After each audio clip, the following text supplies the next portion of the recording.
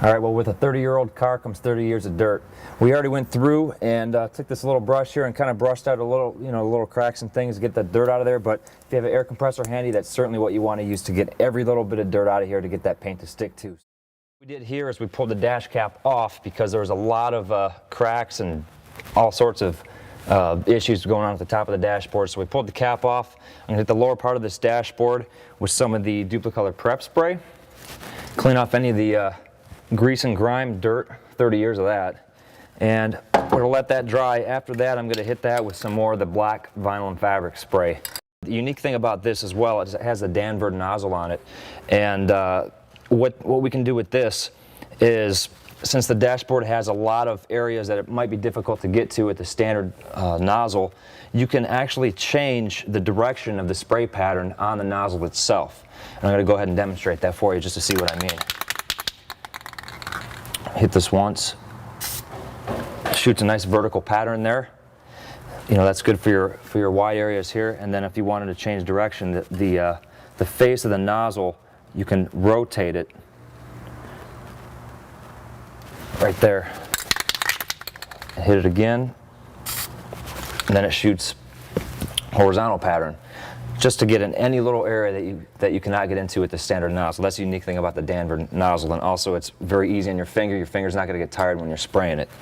So I'm going to go ahead and start spraying this, but like I mentioned before, you're going to want to use a mask in the situation because this is a confined area and we always want to paint safely here.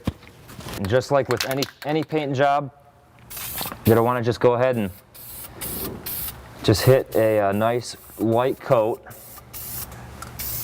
You don't want to go real heavy because you want the remaining top coats to have something to bond to.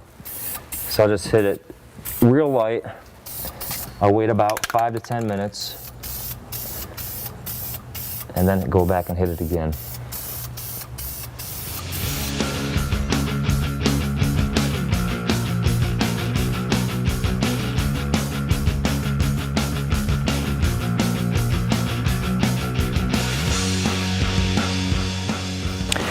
Okay, well, we got the door panel off. We've cleaned it up with the prep spray, and we've already hit it with some adhesion promoter. Now, typically, when you use vinyl and fabric, after you clean it, that's really all you need because there is adhesion promoter built into the paint.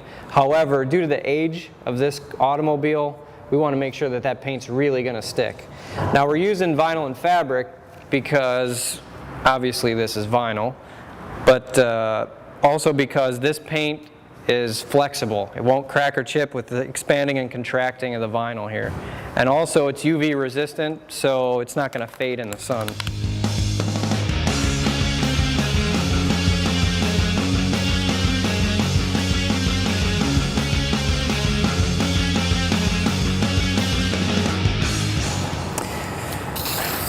All right, I'm going the opposite direction on the piece just so I can make sure I get all the cracks and crevices and cover it up on 2 different directions here. All right, well, we got the lower portion of the door panel here, and we cleaned this up, and we also sprayed some adhesion promoter on it because of its age. And you'll notice there's some carpet on this. The vinyl and fabric, you can just spray right over it. We're going to have to hit it in a couple of different directions to make sure we get all the fibers. And you really want to hit it kind of heavy on the carpet to make sure that paint soaks in.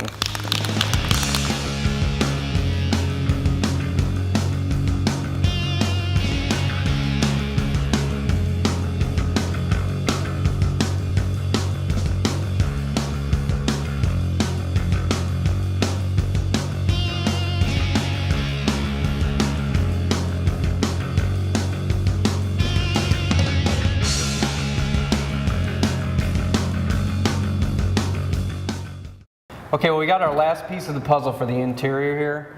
These are we have 2 seats that Jessie brought from her garage, and they look like they've been sitting there for a while. Oh yeah. Now, before we breathe some new life into this seat, we got to make sure that we prep it and get it ready to go for paint.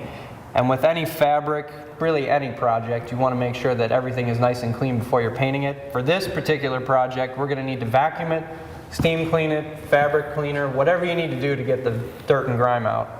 After everything is clean and dry for, thoroughly, I'm talking maybe 24 hours, especially if you use all the water and solvents on here. You're going to want to use the vinyl and fabric. Vinyl and fabric, perfect application for this. We'll show you exactly how well it works.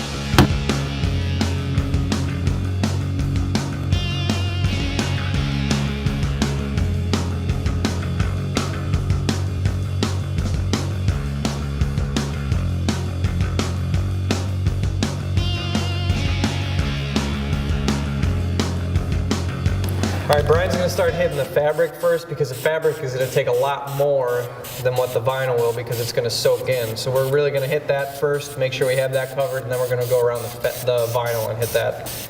Yeah, you can see it is soaking it up quite a bit. Yep. You want to hit it both directions as well because all the different fibers in the fabric. With the Danver nozzle, like I showed earlier, you can go ahead and switch it vertical to horizontal to get all the different areas of fabric.